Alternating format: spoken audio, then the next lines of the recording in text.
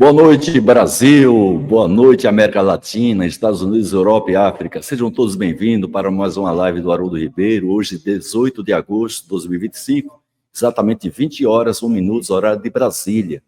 Essa live eu estou transmitindo hoje da cidade aqui do interior paulista de Aguaí, do Hotel Primavera, que gentilmente está cedendo esse espaço para que a gente possa fazer essa nossa live de hoje com dedicação exclusiva de sinal de internet. Então, a gente agradece os administradores do Hotel Primavera aqui em Aguaí, aqui próximo de Poços de Caldas.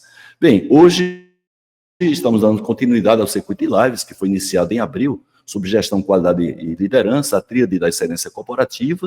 Eu acho que deve ser aí a 14ª ou 15ª live, e hoje com um convidado especial, que é um diplomata brasileiro, concursado, já representou o Brasil no exterior, que é o Pedro Ivo Ferraz da Silva, vai estar conosco aqui falando sobre a COP30 e a questão da energia, da economia sustentável. Então, o Pedro Ivo vai estar com a gente daqui a pouco.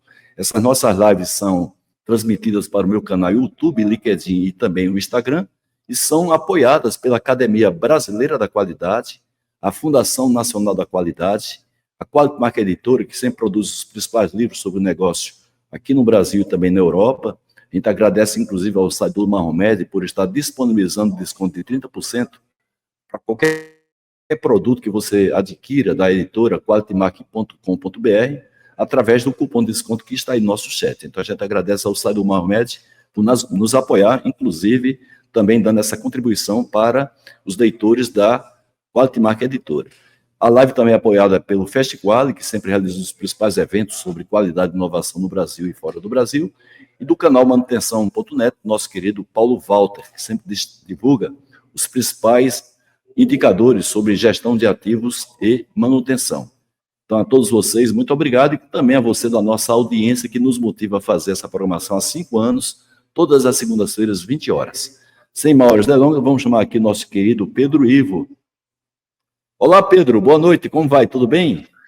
Como vai, Haroldo? Boa noite, prazer estar aqui, muito obrigado pelo convite. Queria também saudar aqui seus telespectadores, é uma grande satisfação poder ter esse bate-papo com você. Pedro, agradecer você ter dado sim ao nosso convite. A gente sabe muito bem, além da sua agenda já ser uma agenda muito atribulada aí, em função das suas atribuições como diplomata brasileiro, mas principalmente agora que você integra a equipe organizadora dessa COP30, está chegando a hora, vai ser agora novembro, se não me falha a memória, começa dia 12 e vai até dia 21, se não me engano, né? Não sei se é dia 12 ou é dia 10. Começa dia 10. Dia 10 vai até dia 21. De 10 a 21. Então, está chegando a hora, você que participa dessa organização, que tem uma coordenação do... Coloquei aqui o nome dele, não conheço pessoalmente, o embaixador André Corrêa do Lago, e também a diretora executiva, acho que é a Marcela Oliveira. Então, aí tem mais gente, evidentemente, contribuindo, participando, inclusive de outros países, e a gente sabe muito bem, a agenda fica muito limitada, e você teve essa gentileza de atender ao meu convite para compartilhar aqui com a nossa querida e qualificada audiência um assunto relevante, que justamente faz parte do tema da COP30, que é a questão climática, mas voltado à economia sustentável. Então, é disso que a gente vai falar durante a nossa live de hoje, até 21 horas. E eu queria, Pedro, que iniciar justamente isso. Existe uma grande expectativa da COP30. Nós não vamos discutir aqui vários aspectos que estão aí sendo discutidos na mídia televisiva sobre a organização da COP30, mas dar uma visão focada no objetivo principal da COP30. E eu queria saber por que é que, primeiro que você falasse quais são os principais objetivos, aquele que, caso sejam concretizados, você particularmente se sentiria realizado como diplomata brasileiro, e por que é que ela ganhou tanta importância em termos de mundo, na visão que a gente teria, como resultado dessa COP30, uma contribuição também do Brasil para a questão das mudanças climáticas do mundo. Perfeito, Haroldo. Mais uma vez, obrigado pelo convite e agradeço por trazer o tema, né, da COP30 aqui nas suas lives e a gente poder ter uma discussão a respeito disso. Bom, a COP30, né, é a 30ª conferência das partes, né, da Convenção Quadro de Mudança do Clima. A convenção essa que foi adotada, né, em 1992, no Rio de Janeiro, né? Então, acho que de partida, né, o Brasil já teve um papel essencial digamos assim, no início desse regime multilateral de mudança do clima, ao sediar a Rio 92. Lembrando que na Rio 92, formalmente, foram adotadas três convenções, né? Foi a Convenção Quadro de Mudança do Clima, que é essa que se refere à COP30, né? Mas também a Convenção de Biodiversidade, a Diversidade Biológica, né? Que é realizada a cada 2 anos. E também foi nesse contexto que foi também adotada a Convenção Quadro contra a Desertificação, que é uma terceira convenção, né? Mas, enfim, acho que ao longo do tempo a Convenção de Mudança do Clima acabou adquirindo, né, uma importância ou uma visibilidade, vamos dizer assim, né, uma visibilidade maior, por ser uma questão transversal e diz respeito a toda a sociedade, toda os setores econômicos, né? Quer dizer, de alguma forma e outra, todos os setores da economia têm, né, a sua pegada no que diz respeito a emissões, né, de gás carbônico, porque as nossas economias cresceram, né, e se sustentaram no contexto de emissões de combustíveis fósseis, né? Então, a partir da queima de combustível fóssil, desde a primeira revolução industrial, né? Então, é uma questão que está profundamente associada à nossa forma, né, de se desenvolver e de manutenção, né, dos nossos sistemas produtivos, né? E é uma questão que, enfim, é uma ameaça existencial para a humanidade, né? E não só para a humanidade, para várias formas de vida no planeta, né? Quer dizer, a gente tem hoje quer dizer, a vida no planeta, ela floresceu num contexto, né, climático específico, né? A humanidade se desenvolveu no contexto climático específico. O que a gente está vendo é que esse clima está se alterando, né? E a temperatura média do planeta está aumentando, e isso está levando a gente, digamos assim, as nossas condições de vida no planeta serem cada vez ameaçadas. Então, por isso que esse é uma questão fundamental, é um objetivo, né, que é da redução das emissões, mas também, considerando que o aquecimento global é uma realidade, adaptar-se a esse novo contexto de aquecimento global, e é isso que a COP discute, né? Desde a primeira edição, que foi em 1995 em Berlim, né? Até então, agora, no contexto da COP30 em Belém. Certo. Agora, Pedro, e como é que a diplomacia brasileira ela está articulando essa situação para a gente ter esse equilíbrio, né? Tanto da redução dos efeitos climáticos gerados justamente pela economia, né? A produção é que gera isso daí, pelo menos o Carlos Nobre já esteve conosco aqui, inclusive, a gente informa a audiência que os aspectos técnicos de mudanças climáticas já foram discutidos aqui pelo maior climatologista, um dos maiores climatologistas do mundo, que é o Carlos Nobre, você conhece também o Carlos Nobre, e a gente vai cuidar aqui, direcionando já para a questão da COP30. Mas a questão de efeitos climáticos e tudo mais, tecnicamente falando, já foi explicado aqui pelo nosso querido Carlos Nobre, e essa gravação está lá no nosso canal YouTube por tempo indeterminado, vocês podem consultar. Então, como é que a diplomacia está articulando justamente para buscar esse equilíbrio entre mudanças climáticas e a questão do crescimento econômico, a questão também da inclusão social, que é necessário em função do desenvolvimento de algumas regiões, é o caso da onde vai acontecer o evento em Belém do Pará, onde há entre aspas, um potencial de exploração ainda de desenvolvimento, isso aí inclui os aspectos sociais, não somente o aspecto econômico. Então, o que é que a diplomacia brasileira está articulando nesse sentido de buscar esse equilíbrio para a gente ter uma postura equilibrada junto aos outros países nessa COP30? Você tocou num ponto que é fundamental, Haroldo, que é justamente a questão que eu acho que, enfim, se coloca no contexto das discussões, né, do aquecimento global, que é o do desenvolvimento sustentável, né?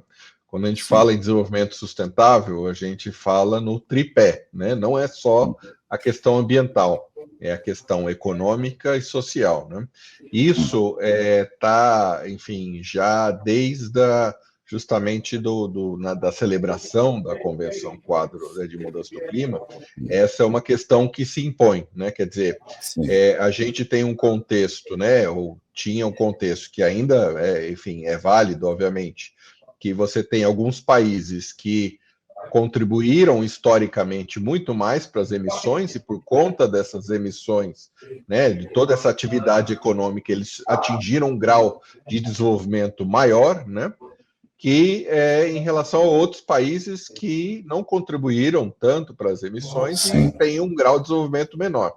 Então, a gente tem uma condição, digamos assim, de partida, né, é uma condição que é muito desigual, né? Quer dizer, é por isso que a gente, um dos princípios, né, consagrados no âmbito da Convenção Quadro, né, e depois no decorrer das COPs, é a das responsabilidades comuns, porém diferenciadas. Quer dizer, estamos todos no mesmo barco, mas alguns países, algumas economias contribuíram mais para a situação essa do aquecimento global do que outras, né? Então, essas economias que contribuíram mais têm que contribuir mais para a luta, né, contra o aquecimento global, enquanto que outras têm ainda um caminho de desenvolvimento, né, a ser perseguido, então, a ser percorrido, né? Então, digamos assim, acabam tendo que realmente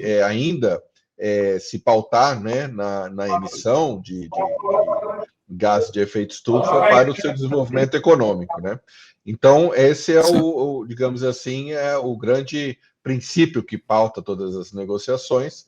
Quer dizer, você garantir que dos países desenvolvidos, os chamados países anexo 1, né, como a gente fala, haja uma contribuição em relação a emissões, a redução de emissões, né, efetivas, mas também contribuições no que diz respeito ao financiamento da transição climática para os países menos desenvolvidos, e também contribuição, por exemplo, de transferência de tecnologia, né? Porque são países que também, em função do desenvolvimento mais avançado, tiveram a capacidade de inovar, desenvolver mais tecnologias hoje, tecnologias climáticas, e dar escala a essas tecnologias, né? Então, também tem uma responsabilidade de transferir essas tecnologias para os países em desenvolvimento. Hoje, a gente está sobre a égide, digamos assim, dentro da convenção, do Acordo de Paris, né? Porque é bom mencionar que, quer dizer, nós temos a Convenção Quadro, que, digamos assim, é o grande arcabouço, né? Mas depois foram adotados adendos, né, ou, digamos assim, protocolos, acordos adicionais que colocam um objetivo mais preciso, né? O primeiro foi o Protocolo de Quioto, em 97, né? E que, infelizmente, não foi adiante em função, por exemplo, da recusa dos Estados Unidos de aderirem a esse protocolo. E depois o Acordo de Paris, né, de 2015, que indica muito claramente que as coisas se agravaram com relação ao aquecimento global e que o patamar, digamos assim, ideal, né, para a gente garantir uma manutenção da vida e, quer dizer, do sistema terrestre é 1,5 grau e 2 graus, né, um pouco dentro desse patamar. Então, agora a gente está num contexto que o ano passado, né, 1,5 grau já foi ultrapassado no que diz respeito à média anual, né? Então, estamos no contexto de urgência climática, né? E a COP30 vai justamente, entre muitas outras coisas, lidar com essa questão da urgência climática. Certo. O Ricardo Morilotti, ele faz uma pergunta aqui que a gente, inclusive, já espera, né, em função justamente da repercussão que tem essa postura dos Estados Unidos, inclusive saindo do Acordo de Paris, na verdade, ele faz os Estados Unidos, mas na verdade foi o Trump que saiu, né? Claro que ele é representante do país, leva o país junto. E aí ele diz que não contribuirá para o financiamento alternativo de baixo carbono. Quer dizer, um dos países que mais polui no mundo, está fora do Acordo de Paris. Aquilo que ele contribuiria financeiramente para ajudar os países, inclusive o próprio Brasil, para fazer o combate àquilo que gera mais impacto ambiental, principalmente a geração do CO2. Então ele pergunta qual a expectativa que tem a diplomacia do Brasil, e você que é integrante da organização da COP30, para fechar uma conta e sair com uma proposta que seja viável, né, que seja perseguida pelos países, não fique somente um contrato lá burocrático. Então, o que é que se espera para fechar essa conta, uma vez que os Estados Unidos, além de ser um país financiador, é um país poluidor e, além do mais, está fora do Acordo de Paris? Essa questão sobre os Estados Unidos, e aproveito para agradecer ao Ricardo aqui pela pergunta, é uma questão que sempre surge, né? E é o grande tema, digamos assim, né? Sim. É um grande tema de discussão e que a gente vai ter que lidar com isso no âmbito da COP30, né? Eu costumo dizer que a gente precisa ser pragmático, a gente tem que enfrentar as coisas como elas são dadas, né? Então, Perfeito. é uma Sim. realidade que os Estados Unidos denunciaram, né? Esse é o termo técnico que a gente usa na diplomacia, denunciaram o Acordo de Paris. Só que, tecnicamente, eles têm, quer dizer, a partir da denúncia, tem um ano, né? Para que ela seja efetivada. Então, formalmente, eles ainda estão no Acordo de Paris, inclusive estarão durante a COP30 em Belém, mas Sim. a partir do ano, né, de janeiro de 2026, já não estarão formalmente. Mas, enfim, a gente nota que não há nenhum tipo de vontade, engajamento do atual governo norte-americano com relação a essa pauta, inclusive tem tomado decisões, né, que vão ao contrário, na direção contrária, né?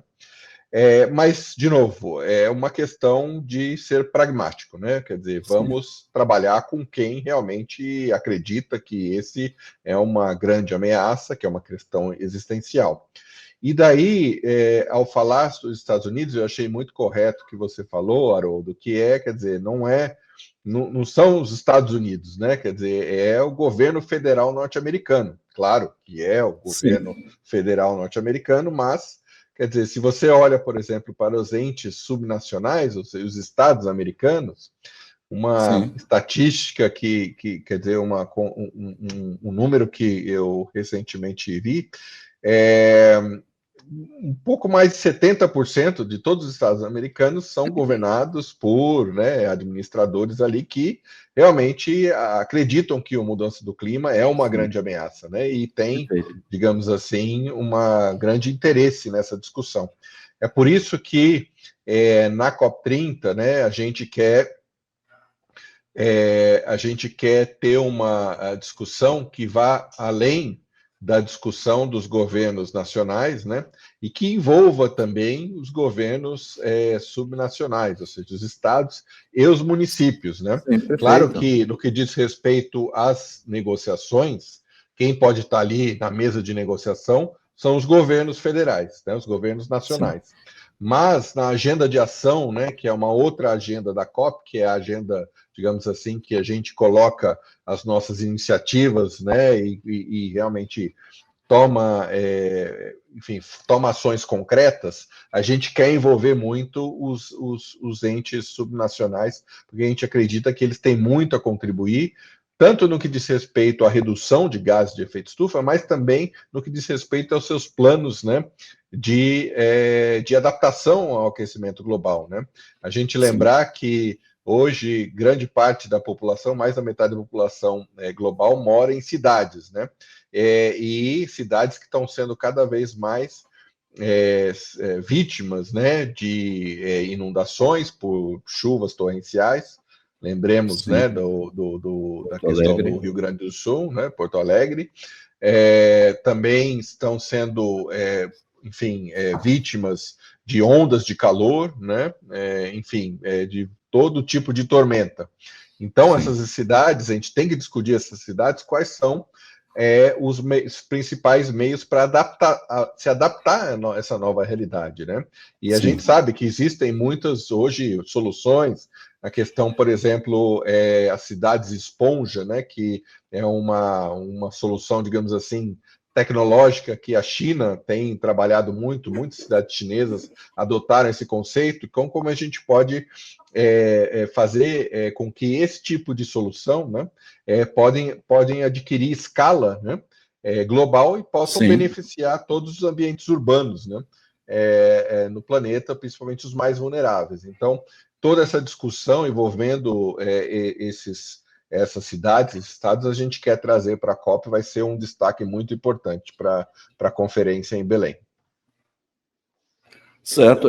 Duas observações, eu falei Estados Unidos, né, como país, em novembro do ano passado, o Joe Biden esteve aqui no Brasil, sobrevoou, inclusive, a região amazônica, juntamente com Carlos Nobre, foi o brasileiro que acompanhou ele no voo de helicóptero, e que tem outra postura em relação a questões climáticas totalmente diferente do atual presidente. Outra questão, você falou em Porto Alegre, temos a honra de estar presente aqui na nossa live, na nossa audiência, Pedro Ivo, o Eduardo Guaranha, que fala com a gente lá de Porto Alegre, ele foi presidente da nossa Academia Brasileira de Qualidade durante 4 anos, 2019 a 2022, e também temos presente aqui o atual presidente da Academia Brasileira de Qualidade, o Jairo Martins. Então a gente agradece a participação tanto do Guaranha como do Jairo, presente aqui na nossa audiência. O Carlos Cardoso é nosso colega da Academia Brasileira de Qualidade, ex-executivo da ROD, ele diz assim: Pedro, que disrupções seriam fundamentais para se atingir um global way of life que permita equilibrar o desenvolvimento global com a regeneração do planeta, indo além da mera sustentabilidade? Você vê outro caminho além disso? A gente está vendo muito a economia, a energia verde, né? Uma energia limpa. Eu queria que, inclusive, você comentasse sobre isso, na resposta do Cardoso, sobre essa questão, já que você é especialista em política de inovação. Como é que você vê essa tecnologia emergente, inclusive, muitas delas associadas à energia verde, para justamente amenizar essa geração de CO2 e, com isso, contribuir para reduzir os impactos ambientais climáticos? Eu agradeço, Carlos, pela pergunta.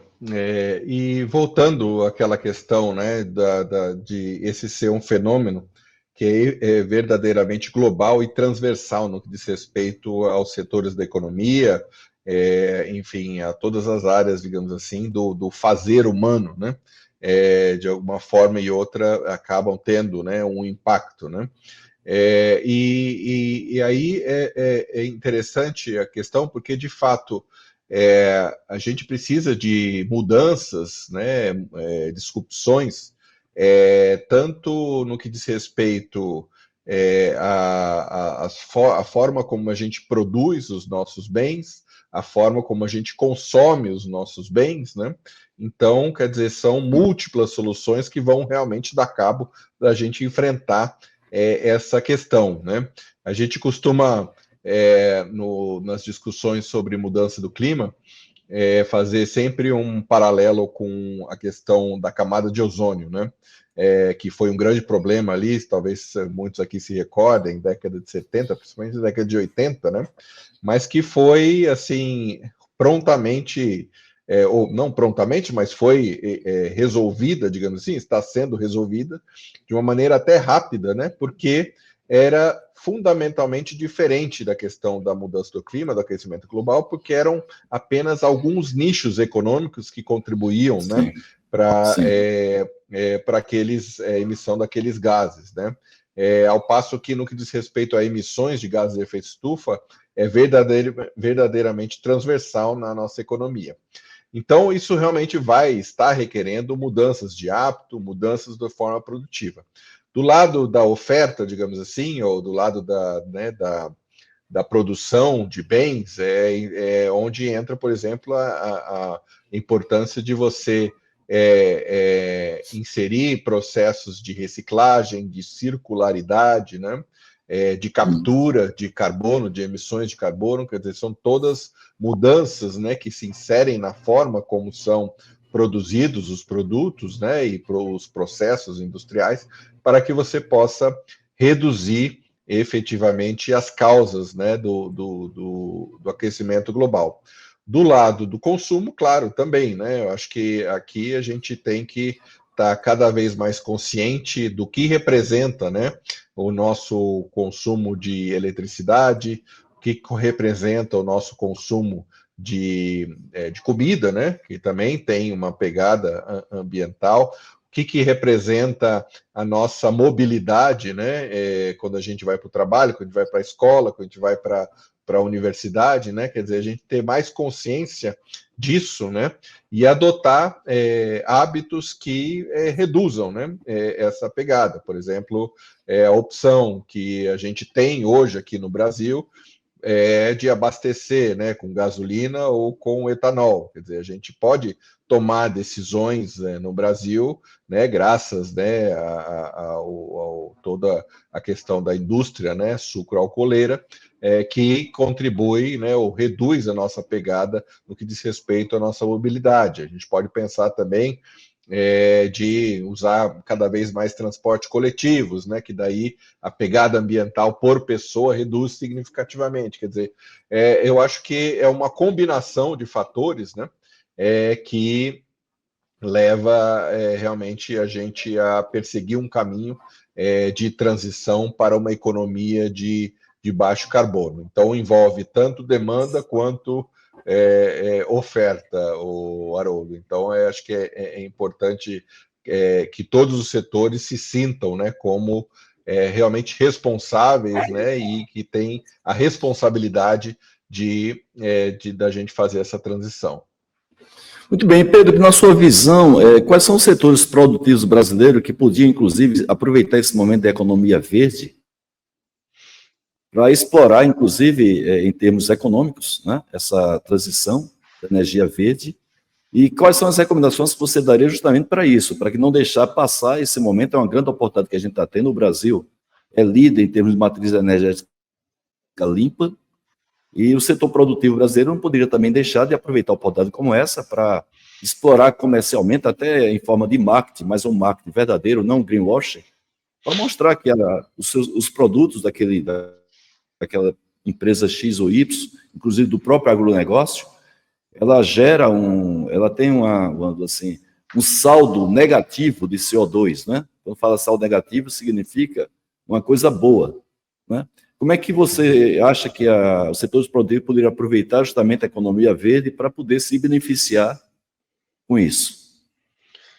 Haroldo, também uma ótima pergunta, e eu costumo sempre responder dizendo que o Brasil é um dos países de melhor condição para realmente liderar essa transição, né, para uma economia de baixo carbono. Seja porque nós temos, né,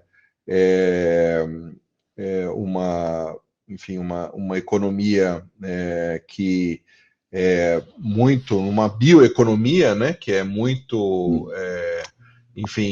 forte, né, eu citei a questão do etanol aqui, né, que é algo que começou ali na década de 70, né, então a gente sabe como fazer biocombustíveis, do etanol a gente passou para o biodiesel, quer dizer, hoje já estamos pesquisando a questão de querosene, bioquerosene, né, para aviação. Sim, quer dizer, a gente tem toda uma expertise nessa área que eu acho que pode ainda aprofundar, e a gente pode se beneficiar muito, porque a descarbonização dos automóveis, né, enfim, ou seja, de pessoais, né, ela, digamos assim, está muito bem encaminhada, né, com etanol, com os veículos elétricos, né, mas tem setores, né, que a carga mais pesada, né, e também o setor naval, a aviação, que são setores que a gente chama de difícil abatimento, né? Quer dizer, a descarbonização é um pouco mais difícil, requer ainda muito desenvolvimento tecnológico, né? Muita pesquisa para a gente realmente chegar a soluções que sejam viáveis para esses setores. E o Brasil, acho que está na frente para poder ter condições para prover essas soluções em função de todo o nosso acúmulo, né, de conhecimento tecnológico na área. Isso também diz respeito não só aos combustíveis, mas também, por exemplo, a questão do uso de biomateriais para construção. Não sei se você sabe, os seus colegas aqui sabem, mas o setor de construção, né, a própria produção de cimento, tudo isso está muito associada a emissões também de CO2. Então, você usar materiais alternativos de base biológica também contribui para a redução de emissões. E o setor de construção de cimento é outro setor de difícil abatimento, então que requer também, novamente, novas tecnologias. O Brasil também, eu acho que tem fortes condições de despontar aí na liderança da descarbonização desse setor. E para citar mais um, o setor de aço, né? Quer dizer que é outro que hoje ainda largamente depende do carvão, né? Para poder gerar a temperaturas altas para a produção do aço. Mas a gente vê que existem alternativas, né? Não só a eletrificação, mas também o biochar, né? Que é a base biológica, de novo, e eu acho que o Brasil tem grandes oportunidades aí para também liderar a descarbonização do setor. Eu acho que, só citando esses exemplos, a gente vê que, eu vou aqui emprestar um termo da economia da inovação, que a gente vive um momento de transição que se abrem janelas de oportunidades verdes, né? Ou seja, são oportunidades em que países que na corrida tecnológica estavam atrás, eles têm a capacidade de dar um salto, né? E ultrapassar os países tradicionalmente que estavam liderando essa corrida. E o Brasil, acho que é um país que tem essa capacidade. Acho que a gente precisa só ter uma coordenação maior, né, no que diz respeito ao setor produtivo, o setor de pesquisa e desenvolvimento, né? E eu acho que nesse tipo de, quer dizer, a gente adquirindo e tendo essa coordenação mais efetiva, acho que a gente consegue realmente despontar aí na liderança dessa transição para essa nova economia.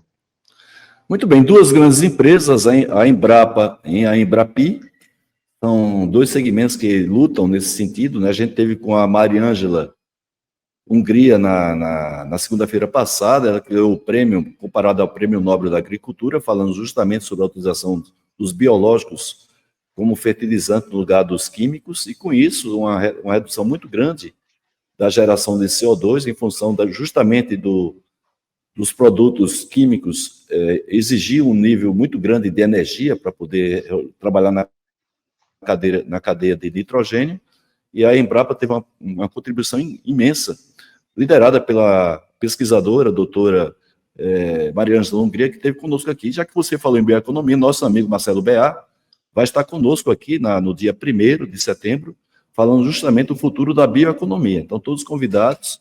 Marcelo Beá foi uma pessoa convidada, exclusiva, para participar da COP30, levando esse tema. Ele que é professor da FGV de São Paulo, levar esse tema como convidado especial para falar sobre o futuro da bioeconomia na COP30. Então, dia 1º de novembro, vai estar com a gente aqui o nosso amigo Marcelo Beá. Pedro, tem perguntas aqui, o Eduardo Guaranha, como eu falei, foi presidente da nossa academia, diz: como garantir que as informações relativas à sustentabilidade sejam as corretas, sem fake news? Ele diz que não tem garantia, porque cada segmento ideológico prega números diferentes, mas a gente colocou aqui de maneira concreta e científica, através do Carlos Nobre, números reais sobre os impactos ambientais que são reais, não são falácias, narrativas, ou elas não são, vamos dizer assim, provas concretas contra os céticos que ainda falam que as mudanças climáticas no mundo é um efeito natural em função de um ciclo climático da Terra. Isso aí já está mais do que comprovado que não é.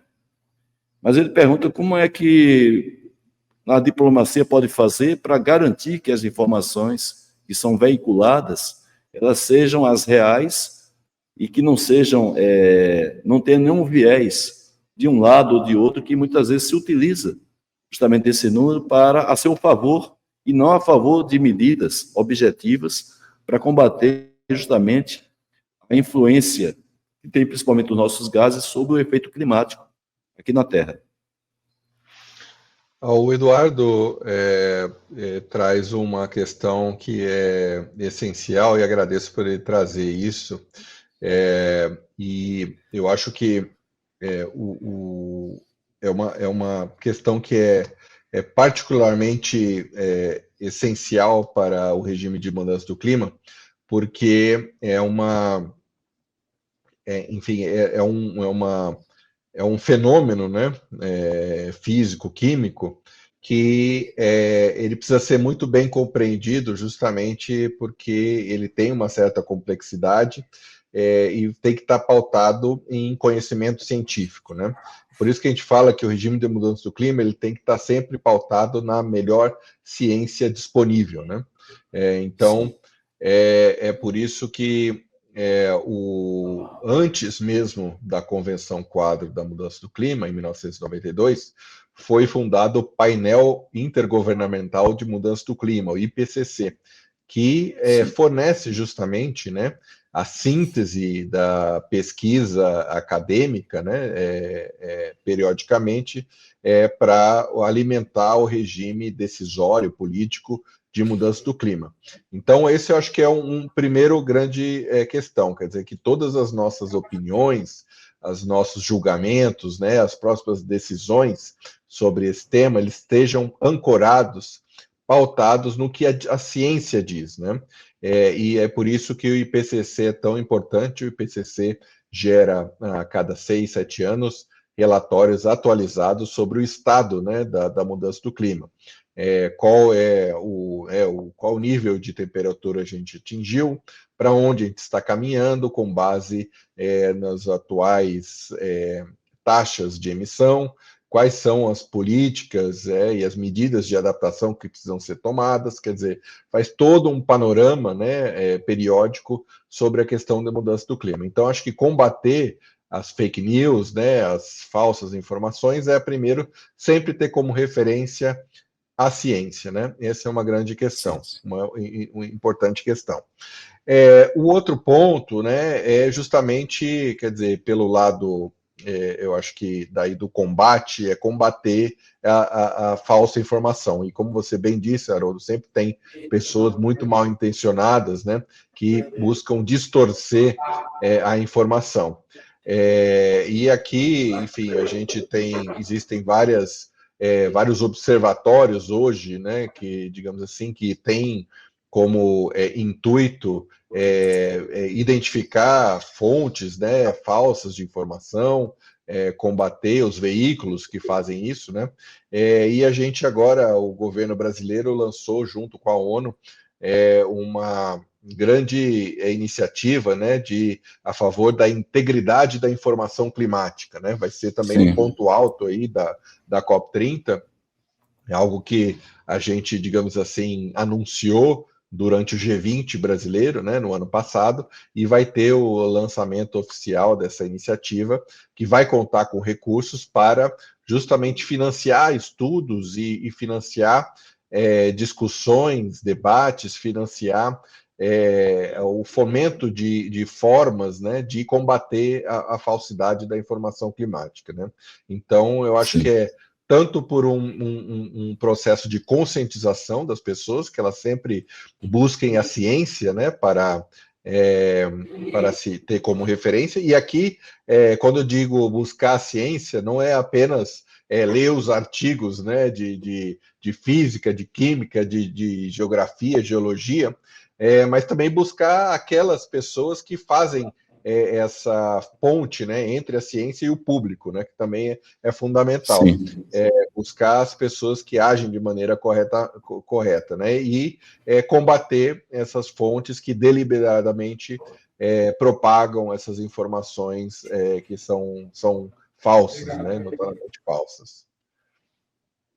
Muito bem. O Jairo Martins, atual presidente da Academia Brasileira de Qualidade, a gente agradece a participação do Jairo aqui na nossa live. Acompanhando a preparação da COP30, entendemos que este evento se concentrará em trazer soluções concretas para as emergências climáticas. Uma coisa que caracteriza o Jair é justamente o pragmatismo, objetividade, e ele pergunta, essa grande expectativa da diplomacia brasileira, que você aqui está, inclusive, integrando essa organização do evento? Precisamente, o Haroldo, agradeço o Jairo pela pergunta. De fato, a gente tem falado e a gente, tanto o embaixador André Corrêa do Lago, que é o presidente da COP, como a Ana Toni, que é a CEO, né, diretora executiva da COP, eles têm repetidamente dito que essa é uma COP da implementação, né? Não é uma mera retórica, né? Na verdade, é uma cópia da implementação, porque, né, dados 10 anos, né, do Acordo de Paris, grande parte do esforço diplomático, né, nesses primeiros 10 anos foi voltado à regulamentação do Acordo de Paris. Quer dizer, você tem o Acordo de Paris, que define as regras aí de uma maneira mais geral, os objetivos, mas como regulamentar, criar as regras efetivas para o combate, né, à mudança do clima. Então, isso foi feito ao longo desses 10 anos e culminou, né, a última etapa desse processo foi no ano passado, na COP29, em Baku, no Azerbaijão, com a regulamentação do artigo 6, que diz respeito ao mercado de carbono, né? Então, quer dizer, toda a etapa de regulamentação, ela passou, né, já viramos essa página. Agora temos que partir para a implementação, ou seja, temos agora o arcabouço legal, jurídico, né, já pronto. Agora, como vamos efetivamente fazer com que tudo que a gente discutiu, tudo que a gente negociou e acordou gere impacto, né, nas sociedades, né, nos diferentes países. Claro que, enfim, esse impacto já está sendo gerado, quer dizer, muitos países já estão reduzindo as suas emissões, a gente vê países que também, como eu citei aqui a China, a questão de ter logrado adaptar, né, as suas cidades, torná-las, por exemplo, mais resilientes, né, a grandes tormentas, a níveis pluviométricos altos, né?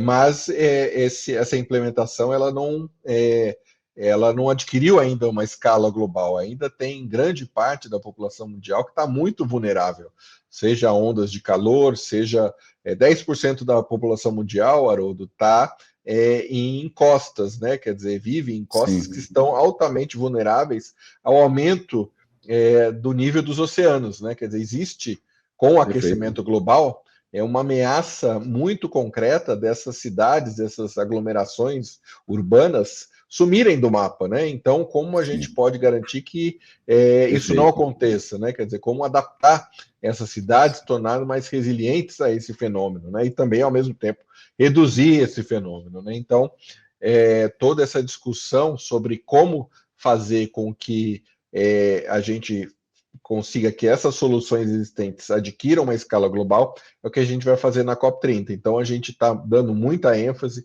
na questão tecnológica na COP, mostrar soluções que deram certo numa cidade, numa região, e como a gente fazer com que essas soluções em escala. Um exemplo que eu dou aqui, né, quer dizer, grande parte das emissões do Brasil são em decorrência do desmatamento, né? Até foi citado aqui no chat a questão do desmatamento. Grande parte, o Brasil tem a maior floresta tropical do mundo, infelizmente ainda é muito, enfim, vítima, né, do desmatamento. Como a gente pode usar a tecnologia a nosso favor para reduzir esse desmatamento, né? Então, vai ter um relatório que vai ser lançado na COP30 sobre o uso da inteligência artificial para esforços de conservação, preservação e de restauração florestal.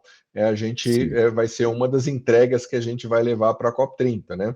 A gente também, dentro dessa questão da inteligência artificial, precisa capacitar os países, né, a também gerar soluções de inteligência artificial que possam ser benéficas para o setor automotivo, o setor industrial. Então, a gente está lançando também, na COP30, uma academia de inteligência artificial para o clima, né? Vai ser uma outra entrega. Então, bacana. Coisas muito, muito concretas, né? Vai ter também um fundo para a questão da conservação, preservação das florestas, né? O TFFF, que a gente vai se lançar também na COP30, ou seja, são muitas soluções que passam pela tecnologia, passam pelas finanças, passam pela capacitação, né, de pessoas e de instituições que a gente quer levar para a COP30. Muito bacana. Agora, Pedro, já que você falou nessa parte tecnológica, como é que você vê a questão do ecossistema de startups junto com a diplomacia científica?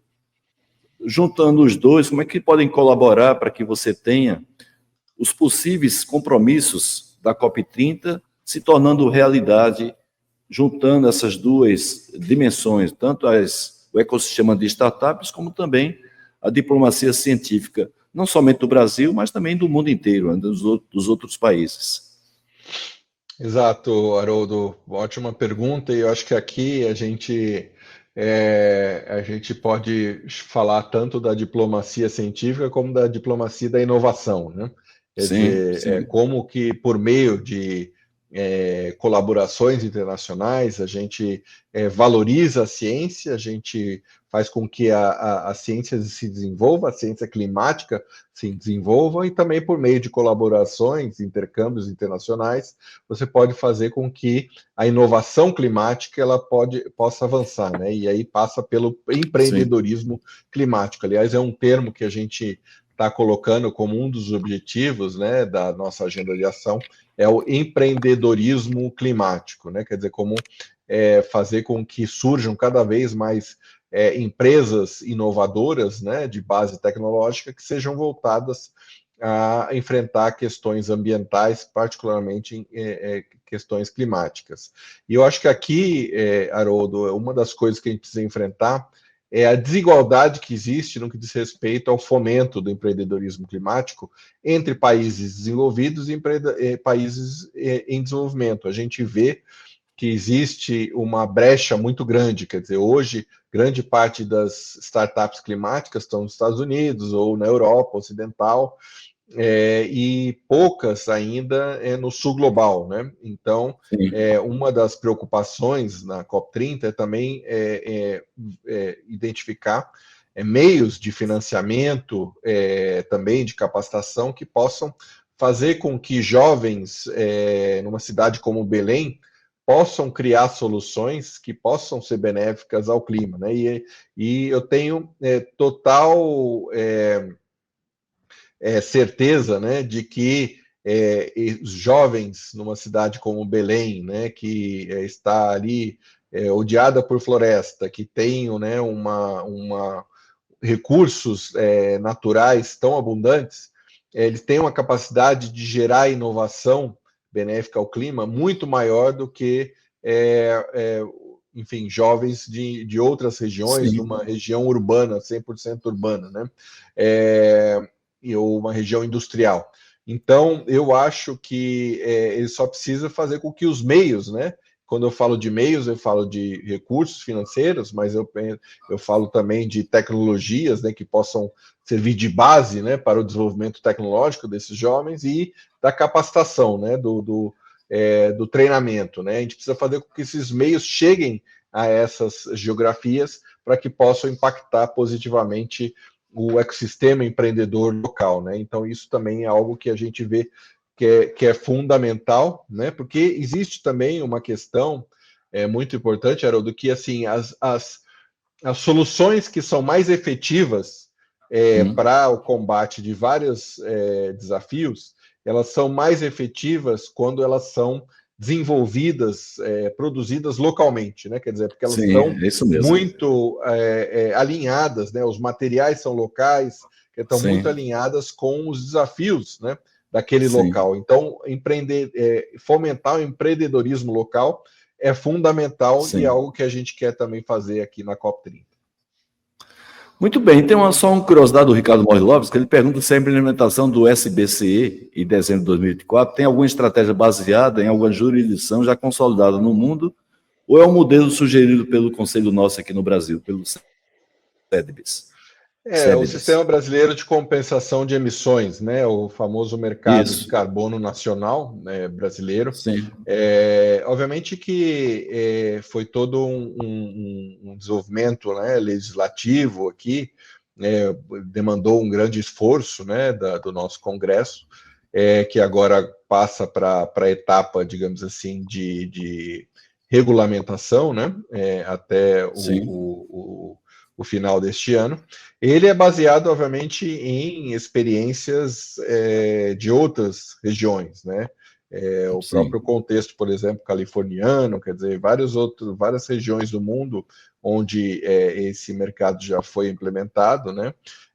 A gente usa como referência, mas sempre levando em consideração as realidades locais, né? Isso é fundamental.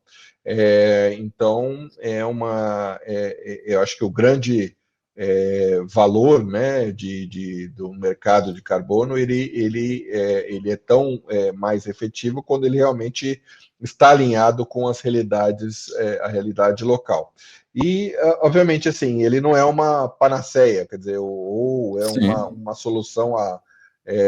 eu não gosto muito dessa metáfora, né? Mas não é a bala de prata, né?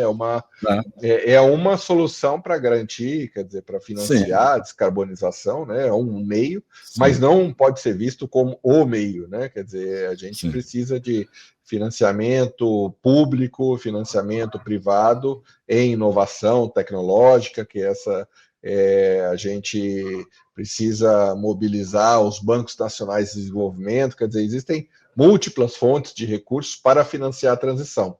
O mercado de carbono é uma delas, mas não é a única, e acho que a gente não pode depender, achar que apostar todas as nossas fichas nesse mercado. É um mercado fundamental, é um instrumento fundamental, mas certamente não será o único, né? Tem uma pergunta aqui do Eduardo Guarani, daqui a pouco vou postar. Porque diante, Pedro, a gente viu aí um país invadindo o outro de maneira unilateral, né? A Rússia invadindo a Ucrânia. Aí chega o presidente dos Estados Unidos, quer colocar o Canadá como o 51º país norte-americano, né? E tomar alguns espaços lá no norte, dos países nórdicos de lá. E se falou há um tempo atrás na França a questão de até que ponto a França até poderia ameaçar, através de alguns meios, administrar, gerenciar a nossa região amazônica. E aí o Guarani ele pergunta justamente isso, né? Porque algumas coisas que a gente até achava impossível até 2019, ali antes da Covid, e depois da Covid, parece que pelo menos 3 atitudes mundiais rompem aquela nossa expectativa de um ambiente mais pacífico, mais humanizado. E ele pergunta se você particularmente vê algum tipo de risco para o nosso país, a região amazônica, não somente a nossa Amazônia, né? Mas a Amazônia legal, ela ser tomada por países em função de julgar que a gente aqui na América do Sul não está fazendo uma boa gestão dessa região que hoje é tão visada pelos outros países, alguns deles até em forma de narrativas. Agradeço, Guaranha, por essa questão e tenha certeza, viu, Garanha, que esse é um tema que volta e meia, né, ele está sempre voltando para a discussão ali no âmbito da nossa diplomacia, né? Sempre uma questão que volta, né? Bom, eu acho que assim, essa é uma questão, eu acho que não se discute, ou pelo menos a gente não, quer dizer, não é algo que esteja sobre a mesa e, enfim, a diplomacia brasileira, quer dizer, a gente se pauta, obviamente, na questão da integralidade, né, a integralidade e a soberania sobre o nosso território. Essa é uma coisa, assim, que não, quer dizer, a gente nem senta na mesa para discutir isso, é algo assim que não né, é algo que, obviamente, é fundamental para nós. E, enfim, sinceramente, hoje eu até escutava um debate interessante pela manhã sobre a volta do imperialismo, né? Que de fato está se manifestando, assim, pelo menos na retórica, né, de alguns governantes, mas a gente acredita que a solução por meio da cooperação internacional, né? Quer dizer, os países se ajudando uns aos outros, né, a comunidade internacional ajudando uma outra a, enfim, a gente, de maneira conjunta, respeitando a soberania, né, dos países sobre seus territórios, possam superar as adversidades, né, com relação aos diferentes aspectos aí da mudança do clima. Então, essa é uma, enfim, obviamente que é uma discussão que é toda pautada na questão da cooperação. Ela não é algo que esteja em jogo a soberania sobre o nosso território. A gente também, quer dizer, é sempre bom lembrar que a Amazônia, ela falando especificamente da região amazônica, né, quer dizer, é uma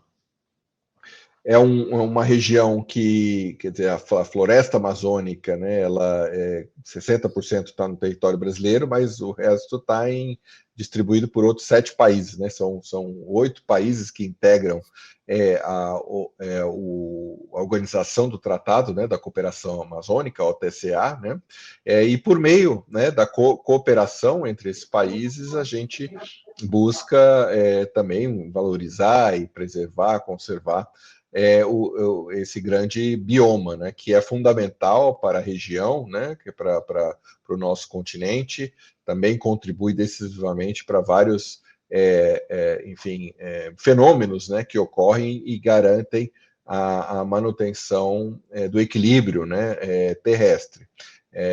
Mas, digamos assim, é sempre com base na cooperação que a gente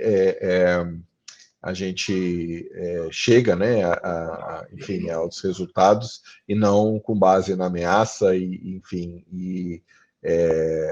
superando, digamos assim, ou combatendo os princípios que regem hoje, né, toda a comunidade internacional.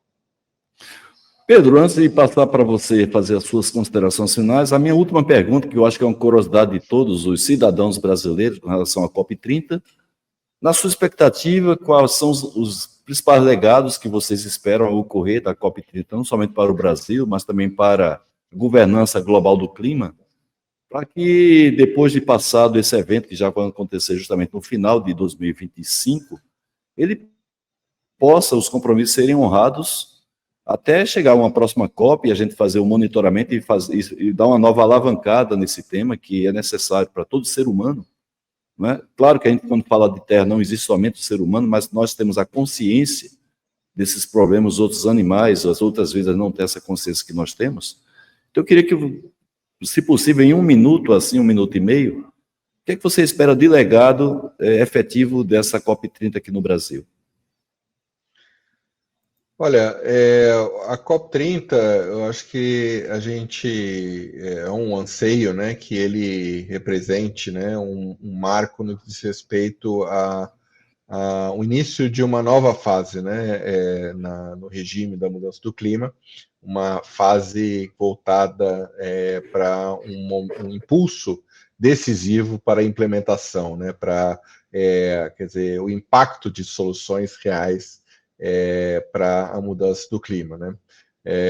E isso significa a questão tecnológica, como eu disse, né? Quer dizer, mas também impacto no que diz respeito à mobilização, à conscientização de que a mobilização de cada indivíduo é fundamental, né? Então, por isso que também a gente tem associado muito a questão da COP30 o conceito do mutirão, né? O mutirão global para combater a mudança do clima, né? E tendo como referência essa palavra, né, que é uma palavra de origem tupi-guarani, que diz respeito a esse esforço, né, coletivo em prol de um objetivo, né? Então, a gente quer que seja uma COP também que marque o início de uma verdadeira mobilização de todas as pessoas, de todos os credos, de todas as nações, de todas as origens étnicas, em favor da mudança do clima. Então, também, quer dizer, é uma questão que a gente acha que é muito importante,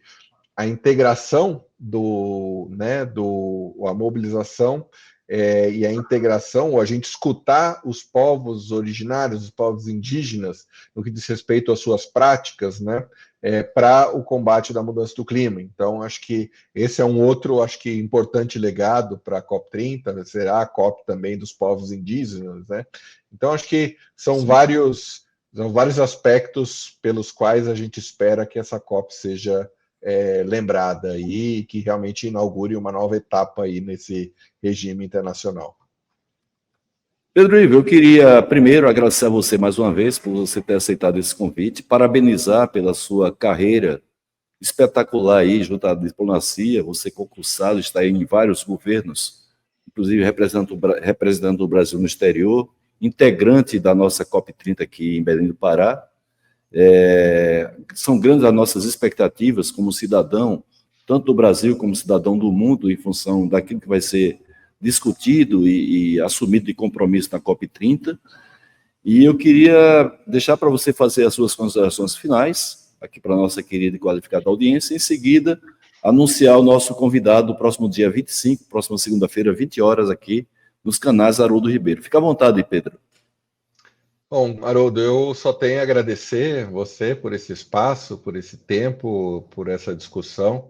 De fato, é muito interessante ver aqui o seu público muito interessado, né, nos temas da COP30, enfim, trazendo vários aspectos, né, dessa grande questão, né, e, enfim, eu fico à disposição para continuar esse diálogo, para a gente, até mesmo depois da COP, né, a gente poder discutir quais foram os resultados, né, quais são, né, daqui para frente os próximos passos.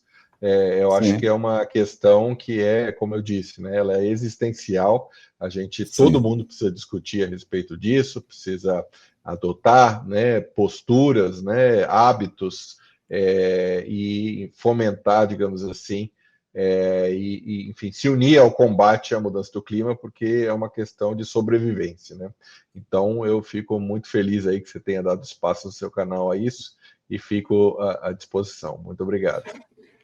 Muito bem, façamos isso em 2026, se Deus quiser, a gente traz, claro que esse ano vocês estão totalmente envolvidos com a COP, você e o embaixador André Corrêa do Lago, e quem sabe vocês dois venham à nossa live para prestar contas, né, do que foi assumido de compromisso efetivo na COP30, já depois de baixar da poeira, né, já de cabeça um pouco mais tranquila, porque realmente um evento como esse ocupa muito vocês, tanto em termos de atividade física, de horas de trabalho, como também a parte mental, não desgasta bastante. Então, eu queria, mais uma vez, e o Pedro, desejar a você sucesso, junto com a nossa diplomacia na organização da COP30. A gente espera realmente sucesso nesse grande evento mundial que vai ter aqui no Brasil. E o convite está aberto para 2026, você, o próprio embaixador André Corrêa do Lago, vir aqui para a gente discutir um pouco dos compromissos assumidos. E anunciar o nosso próximo convidado, o Paulo Guinato, um grande amigo meu, um dos maiores especialistas de Lean do mundo, ele que fica sempre aqui no Japão, passa um tempo aqui, passa um tempo no Japão, uma vez que ele é consultor também de uma empresa japonesa que trabalha com Lean, e o Paulo Guinato vai estar conosco, compartilhando a sua larga experiência no processo Lean, na próxima segunda-feira, dia 25 de agosto. E no dia 1º, o nosso amigo Marcelo Beá, convidado especial para a COP30, que lá ele vai falar sobre o futuro da bioeconomia, mas ele vai dar aqui para a gente uma canja falando sobre esse tema, antes até mesmo de apresentar esse trabalho lá A gente vai trazer o Marcelo Beá aqui antes da própria COP30, viu, Pedro? E a culpa é sua. Ótimo. Não, o Marcelo é um craque e um dos enviados especiais da COP30, né, para a bioeconomia. Sim. Então certamente estarão em ótima companhia. Muito bem, gente, 21h04, desse dia 18 de agosto, como toda segunda-feira a gente faz, desejo a cada um de vocês, a família, paz, uma semana abençoada por Deus. Mais uma vez, Pedro Ivo, grande abraço para você, obrigado e parabéns por sua brilhante carreira na diplomacia do Brasil. Um abraço, gente. Fiquem com Deus. Obrigado. Bye, bye. Tchau, tchau.